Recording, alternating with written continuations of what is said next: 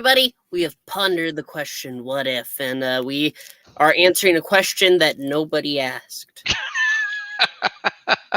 Well, that's most of these, right? Most of these are questions that nobody really asked. Maybe. Well, Maybe. maybe. This is certainly a question that I think was not asked more than other questions.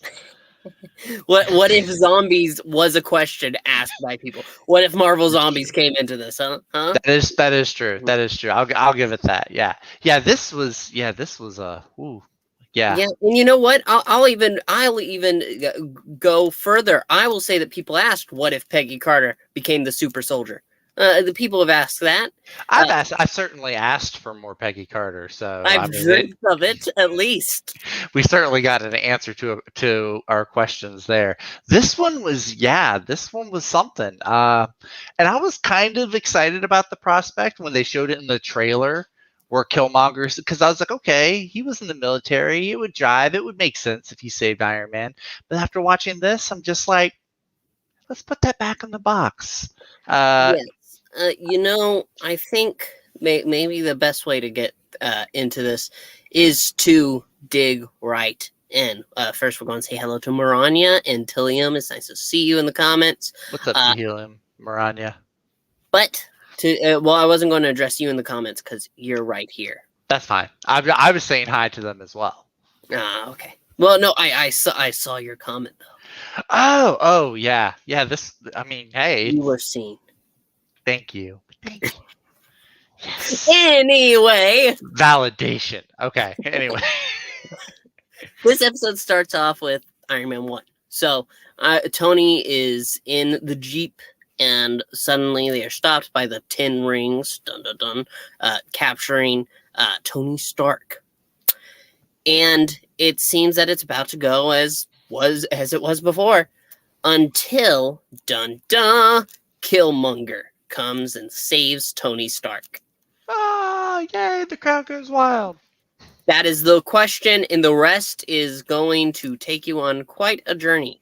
Why? Because Tony, after this, takes Eric Killmonger home because, well, he saved his life. He's grateful. And Killmonger brings up the fact that, hey, I actually knew at a press conference, I knew that you were going to be attacked. I had prior knowledge. And here it all is, and it was all orchestrated by Obadiah Stane. Yeah, basically, if this was the movie, like the MCU film Iron Man, this would be maybe, 30 minutes into the film? Movie would be over. Roll credits. It's done. Obadiah Stane is out. He just shows up and he just perfectly lays everything out there. So much so that Tony's like, I'm going to make you my new chief of security. And Happy's in the background like, that was supposed to be my promotion. Doesn't really matter whenever Obadiah Stane's position is then given to Eric Killmonger. Though. Exactly. So he gets bumped up again. So I guess Happy still gets it. But anyway. And then you see them bonding a little bit. And that's when Tony shows off his workshop and says, oh, I built everything here except that one car that was 3D printed. In 2008. 2008, yeah. That's one of those things. I think we're probably going to end up talking about that later on. It's just really kind of weird because you're going back to this is then the time frame of Iron Man 1. So think 2008. A lot of stuff like modern Marvel, while it's got its appeal and everything, doesn't gel quite so much. It's like taking an older car and you're trying to put new parts in it. Doesn't always gel very well, I feel. Or at least I don't know, maybe I'm wording it incorrectly, but yeah, it's a weird mix match, I think. Yeah, no, I don't disagree. But we'll talk about that later. Let's go on with it. So in the workshop, Killmonger brings up, oh, well, it's a silly idea I had, but we could totally replace all the soldiers in the military with drones. Going into Iron Man 2's plot now, or one of the subplots of Iron Man 2, yeah. Yeah, and because Tony Stark doesn't realize that, hey, I need to trust only myself as somebody with this kind of weapon. But anyway, they work together. They have a montage that's reminiscent of the first Iron Man film where they're building the suit. But now they are building this drone, the big drone. Big drone, big Wacky old looking. mech drone. Looks like a Gundam. I think they even say Gundam. I think Tony Stark calls it a Gundam. Yeah, he says if this doesn't work out, at least we'll have one of the most expensive looking and Gundam. I will say this was a highlight of the episode. I did get a chuckle out of this where Killmonger says, "I like anime," because Michael B. Jordan is a very well-known anime enthusiast. So I got a chuckle out of that. That was a pretty fun little call out there. But yeah, they build it. They show, like, when you think of Iron Man 1, where it's the film footage where he's testing stuff, they do that with Killmonger. Little callbacks and stuff like that. It's pretty nice touch there. Nice way of filming and setting stuff up. Yeah. And then they go on and they figure out, wait a minute, we're having a problem. We need a better power source. And Tony makes a joke about it. What if we miniaturize an arc reactor? Nah, that's a stupid idea. Yeah, and Killmonger's like, hey, let's use vibranium. Again, taking a little plot points from Iron Man 2 here, because I mean it is very much that same when they break down the molecular structure of vibranium, and it makes that little ball. They're looking at it, so he brings out his ring because Tony's like, well, my dad used all vibranium making the shield in World War II, and Killmonger's like, oh no, there's this ring that I have, and you can get it on the black market, which is where we get Ulysses Claw now brought in. Which was nice. I appreciated that. Was he actually voiced by Andy Serkis? I wouldn't be surprised because Andy Serkis does do a lot of voice work. I need to actually look up and see if it was actually him. It sounded a lot like him. It certainly sounded more like him than the guy who does Tony Stark's voice. No disrespect to the guy voicing Tony Stark. I think he was trying to aim for like the tone and everything. I think he got the mannerisms down. But just the way it sounds, it's just a little. Yeah, it's not him. It's not Robert Downey Jr. But yeah, so they they're going after. They want to get vibranium, so there's some stuff, and it kind of almost feels a little too technical and grown up for a cartoon, because there's like the scene where they're trying to describe like how they're gonna get the vibranium from Claw. It's like Killmonger, Tony, and they're talking to Pepper, like, well, let's send Rhodey. He's our military liaison. Everything will be above ground. It's like a business setup. It's very weird for a cartoon. Yeah, no, I don't disagree. But they go ahead and go, and also apparently the Wakandans get a message. Why? Because during the trade-off with Rhodey there with Claw steps into the darkness. Dun, dun, dun. Powers down. What is that? So. It is the Black Panther. Dun, dun, dun. Yes, Chadwick Boseman returning once again. We said he was round 3. 3. If he's in 6 episodes, I don't know what we'll have to do. We'll have to celebrate that I was right. I will be, I'll be right. Yeah, I think it's going to be weird. I don't know what the remaining 3 episodes are, but we'll see. Yeah, no, definitely. That was cool seeing Chadwick Boseman's. Again, though, you're seeing Chadwick Boseman's Black Panther in 2008. It makes more sense with T'Challa. When we get further into the episode, some stuff feels a little bit more off. But this was actually pretty cool. He shows up and he's like talking to Rhodey, and they're trying to, I guess figure something. And then what happens is Killmonger shows up, steps out of the shadows, and you find out, he's actually still the bad guy. Yep. Set it up with Claw. Claw gave the tip to the Wakandans that they were there. And so the Black Panther is dead. And Black Panther is dead, and then Rhodey dies. And T'Challa he plays, like, I think, who does he say did it? What did he say it was? Rhodey. I think he sets Rhodey up to look like Rhodey killed somebody, because he puts the gun in Rhodey's hand. Yeah, and so it looks like he kills T'Challa. Right, and, okay. Well, it looks like that Rhodey died from injuries from T'Challa. Yeah, because he stabs Rhodey, And then, yeah, he's using like that sonic ear taser thing from the first Iron Man, where like the bloodstream showing the head and everything. So yeah, he kills them both, and he kind of plays like he didn't do it. This is one scene I was telling you backstage. It just feels wrong to me. We joked about it in episode 2, but in this, they actually have T'Challa in a coffin, in a box. And I was just like, I don't think that this was the good time for that. But anyway. To be fair, when he recorded it, he didn't know he was going to die. To be fair, that is true. But yeah, so we see T'Challa going back to Wakanda. We see they bring Rhodey home, and now in boxes. And Killmonger is with Tony in Tony's mansion, in Tony's house, and they're talking about what to do, like next step moving forward. And that's where Tony finds out. He says, never play Clue with Jarvis, because he sees everything. We find out that Jarvis he's able to reconstruct the crime scene, and Tony knows that Killmonger killed both Black Panther and Rhodey. Yep. So Tony gets out the mech that they were building. He's like, I melted down your vibranium ring. It's powered up. It's ready to go. So he has the mech fight Killmonger. Killmonger beats the mech with a vibranium, barely, but he does still beat it with a vibranium spear, and then he throws the spear, pinning Tony Stark to a wall, and then ends up killing Tony. So much for saving him. All that effort. He lived longer in the universe where he was taken in Afghanistan, tortured, and then he built a miniature arc reactor with scraps in a cave.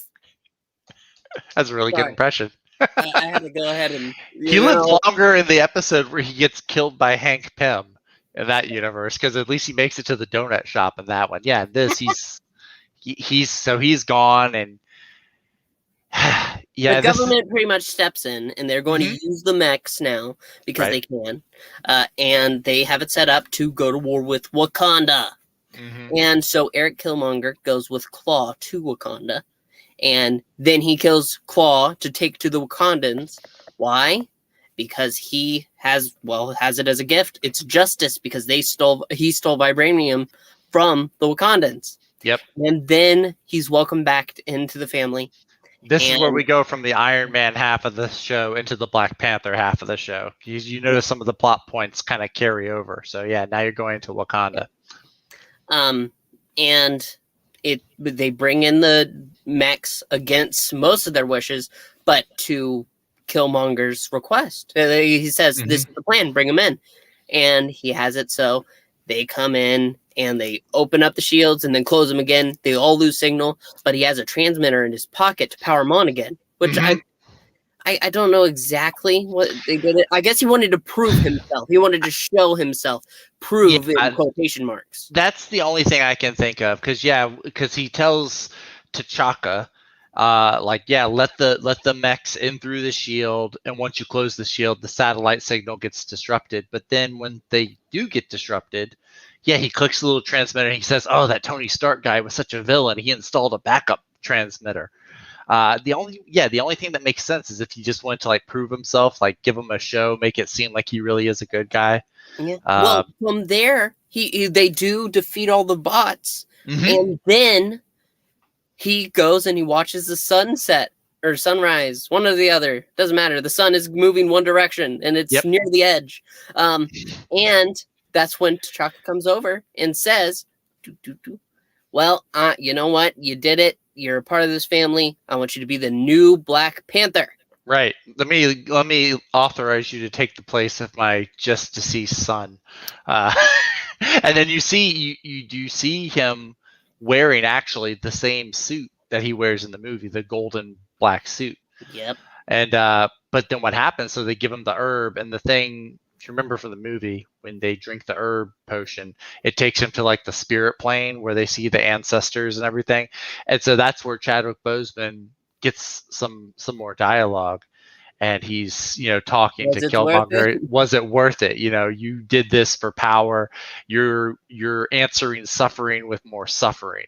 It's kind of the same argument the two had in the movie, where Killmonger is like, hey, we need to bring power to the oppressed and everything like that, and T'Challa's like, no, you're just going to cause more. It's the same argument. So but Shuri has never been sure of this guy, and so she, I don't even know how old she's supposed to be. Like she's 7, like 12 or 10 or she's young. Shuri is a kid in this one. I don't even know if it's the same actress voicing her from the movie. Not sure. But she goes, and we see the government's planning on trying to make it a avenging strike against Wakandans, you could say. Yeah, they're gonna go. They have a poster of avenge Tony Stark. But yeah, they're gonna go and they're gonna wipe Wakanda from the map, and at the same time, Killmonger is getting Wakanda ready to wipe America. It's playing both sides against each other. Yeah. But Shuri is there with Pepper as she comes into Tony's old office, and she says that she has proof that they both have the same enemy. Killmonger is the bad guy all along, and they want to work together now to prove it.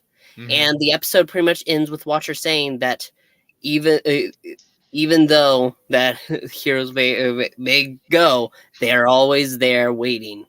Heroes never truly die. That's the message.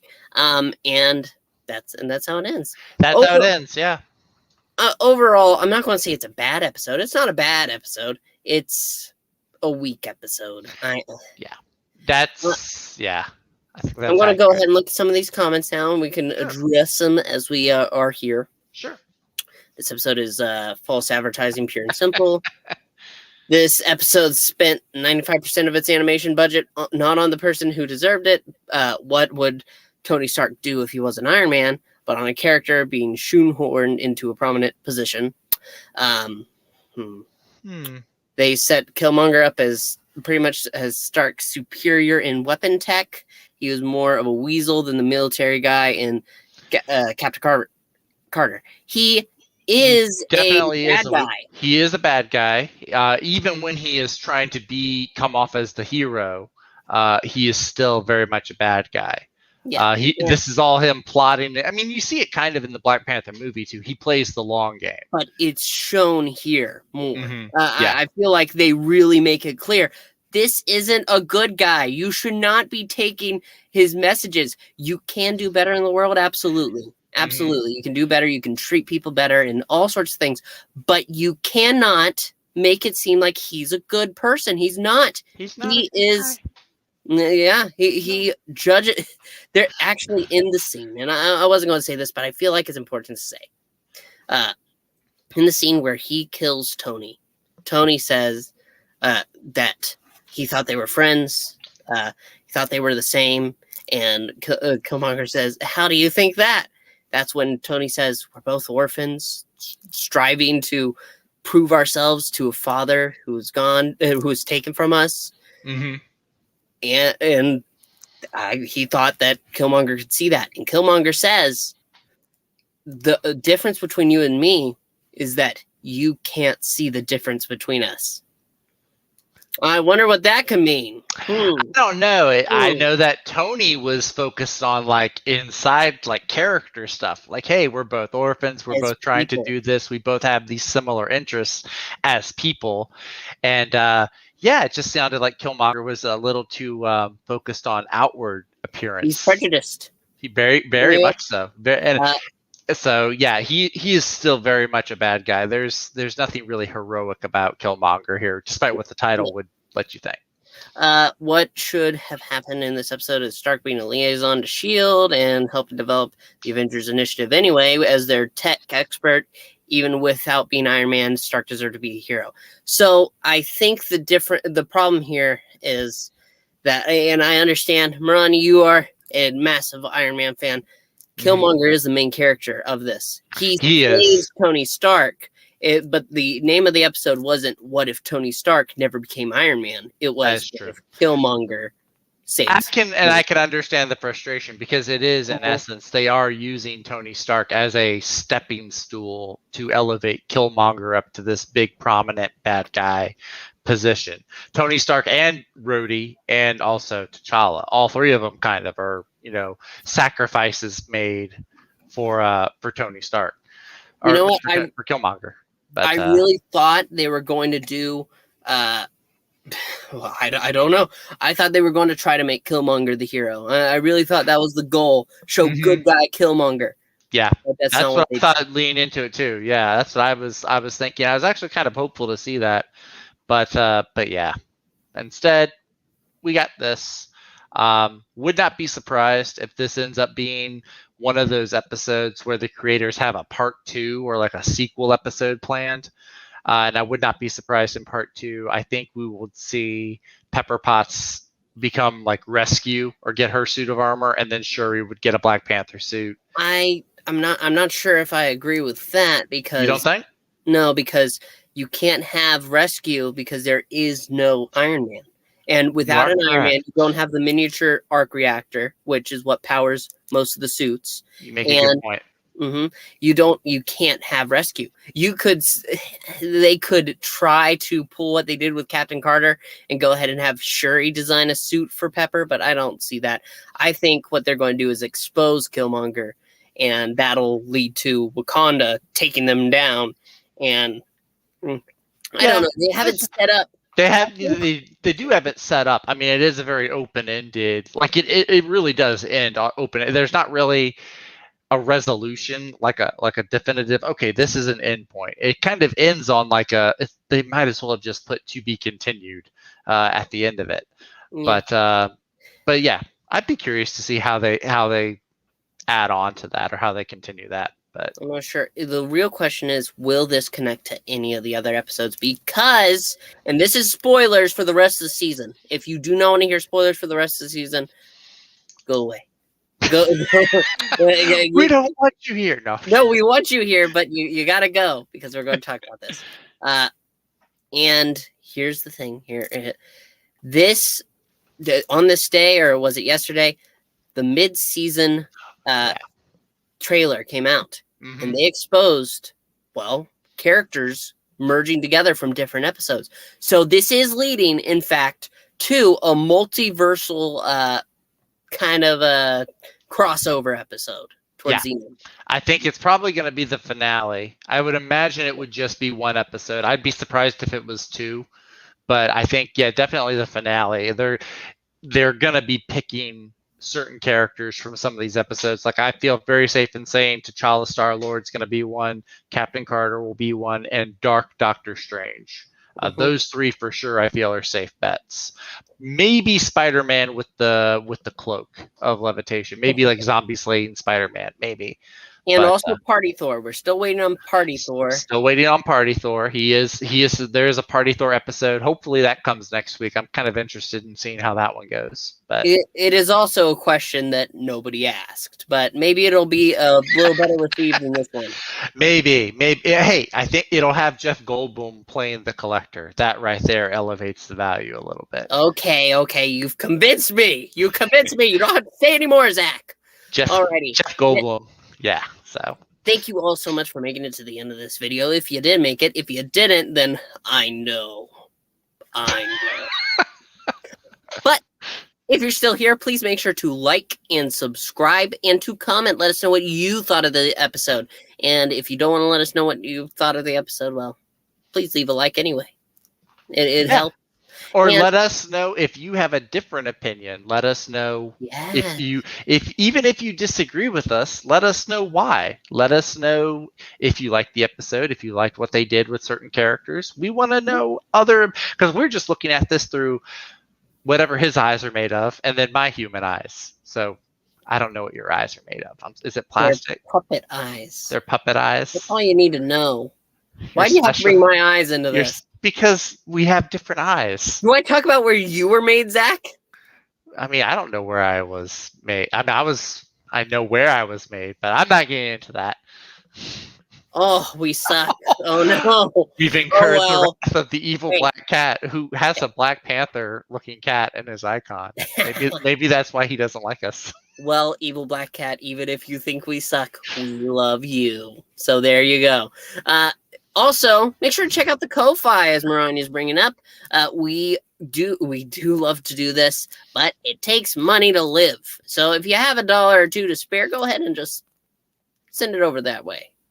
Just anything helps. And if you can't, absolutely understandable. Please stick around. Make sure that subscribe button is clicked and that notification bell is on. We want these videos getting out to you. Make sure to check out Classic Puppet Theater, and we will see you next time.